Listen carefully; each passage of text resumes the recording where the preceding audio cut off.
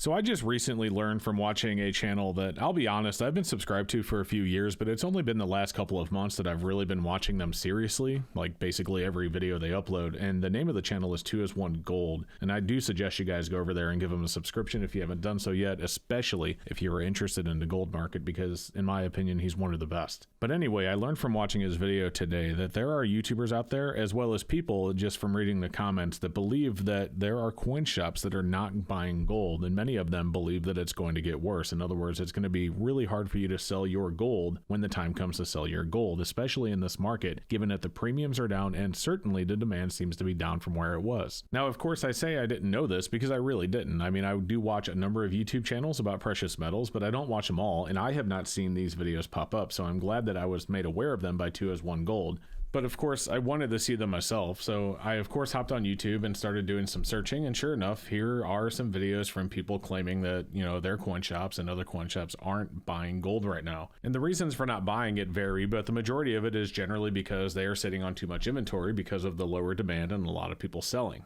But one thing I noticed, you know, I do a lot of videos where I call coin shops and I ask them what they are paying for something or ask them what they're selling something for. And I just recently, just a few weeks ago, did a video where I called coin shops all over the US to sell 1-ounce gold eagles. And one thing I did not get told by any of the shops that I called, and keep in mind this was just a couple of weeks ago, is that they weren't buying. Now, of course, and this is to be expected, I got some lowball offers. Some shops offered me quite a bit back of spot, but none of them said that they weren't buying, and there is a reason for that. The majority of coin shops, at least the good ones, have a way to sell the gold themselves. And they do this because not every single coin shop has unlimited money. I mean, no coin shop has unlimited money, but you get my point. So they need a way to sell the gold if it comes into them in a large quantity. Many of them work with wholesalers. They sell them to, you know, the big online dealers that are paying strong at the moment, whatever it may be. But regardless of what that is, it gives them a way to continue to buy gold and silver because they always have an outlet to sell it if they need to. But let's do a little bit better than just taking my word for it. Why don't we call a real coin shop and ask them what they do in an instance where if they are buying too much gold and they have to sell it, how do they handle that? So we're going to be joined today by Keith from Coin Crew. I will put a link for his channel down below. He is a coin dealer that also has his own YouTube channel, and he has been in business for a very, very long time. So he should definitely have some really good insight for us. Let's get Keith on the line and see what he says. I want to quickly remind you that there are only 9 days left as I record this video to get your entry into the SD Bullion 2023 1-ounce Silver Eagle Monster Box giveaway. That's right, they are giving away a full monster box of Silver Eagles, and the contest ends at the end of the year. So if you haven't done so yet, make sure you go to sdbullion.com/silverseeker and get your entry today.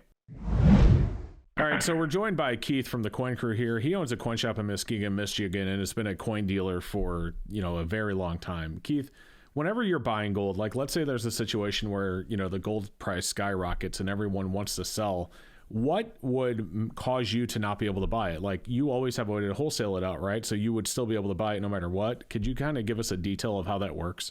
When you're buying gold, you're always looking, what can I sell it for? Whether it be wholesale or retail. Even if your inventory is high, you can still buy because you can always find a market for gold. Everybody wants gold. All right, I get that, but let's just say like there's a situation where everybody is trying to sell and you just don't have the cash to buy it all. Like, what would you do? Would you be able to sell the gold that you have to, say, a bigger fish so that you would have more, you know, cash to buy more gold? How does that work? When I start getting low on cash, I start moving product the best way I know how. And a lot of times, yes, I will get on the phone with a wholesaler and find out how much they're buying gold for. Because usually gold goes in trends. When you get like 3 or 4 people, you usually have another 3 or 4 people selling.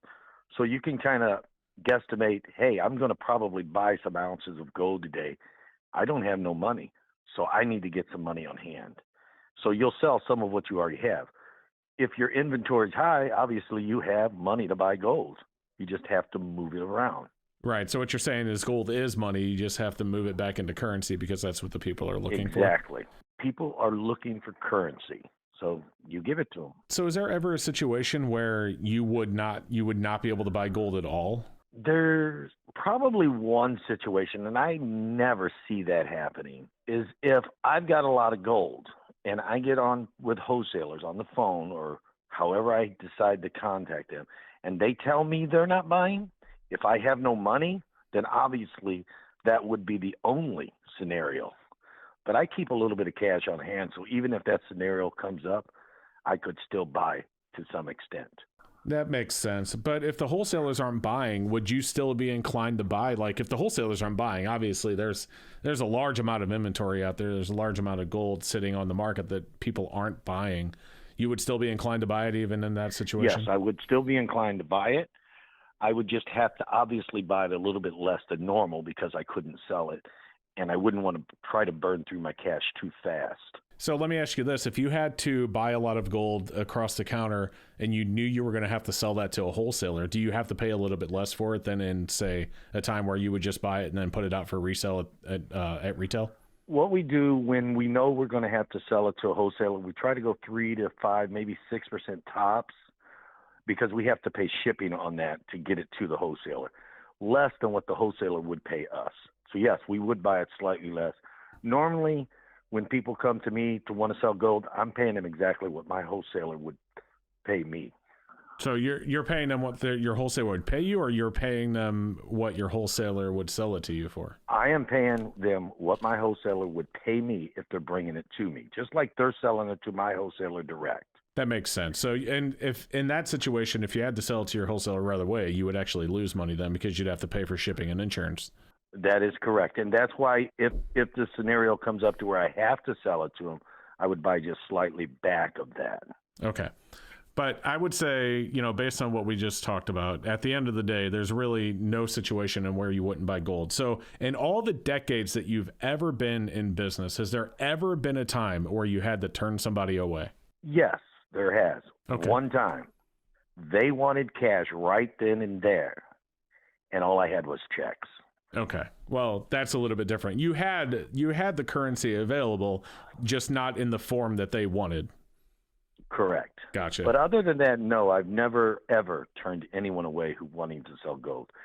There has been also instances where someone wants more than what you can pay them. They're wanting at or above what you're selling it for. Obviously, that's a no-brainer. Right. Yeah, that makes sense.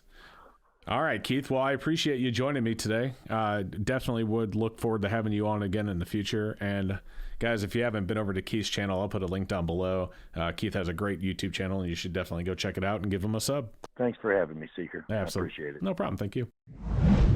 So it was definitely good to get the perspective of a coin dealer, no doubt. But now that I've already went back through and listened to my conversation with Keith before recording this part of the podcast, I do kind of wish I would have asked him about odd gold. So for example, I have this 2019 1/4 Laurel right here, and I picked this up because it was actually a really good price. At the time, the premium on Gold Eagles was sky high, but I was able to pick this up really close to spot, so I picked it up. But I do wonder, like, if, the situation were to arise where everyone's selling gold and a coin shop has to depend on wholesalers to move the gold that they're buying in excess, there's no question that it's going to be a lot easier for them to move things like these eagles and buffaloes or even maples and cougarans than it will be for odd gold like this coin right here. So I do kind of wish I would have asked him that question, but maybe that's for a future video. Or maybe even better, Keith will listen to this video and he'll leave a comment down below and I can pin it, so maybe check for that. I don't know, but I do imagine that in that scenario, like I already said, it's going to be a lot easier to move your more common, more in-demand gold, especially things like gold eagles. But at the end of the day, I don't think that you're ever going to really run into a situation where it's going to be impossible to sell your gold. I mean, imagine back in 1980, 79-80, when the Hunts brothers were running the silver market up. Silver had, in that time, hit almost $50 an ounce. And by the way, if you plug $50 into an inflation calculator and compare it today, that's the equivalent of almost $200 an ounce for silver today.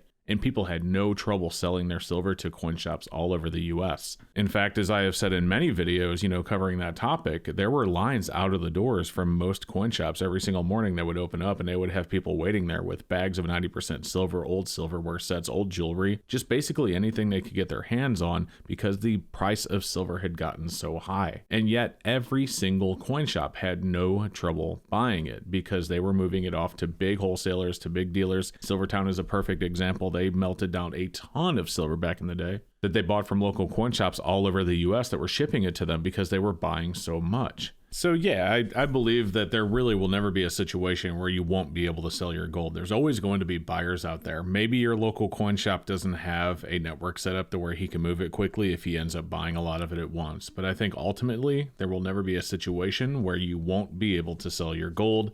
And the same it goes for silver and other precious metals as well. I do believe, like Keith said, there will always be a market.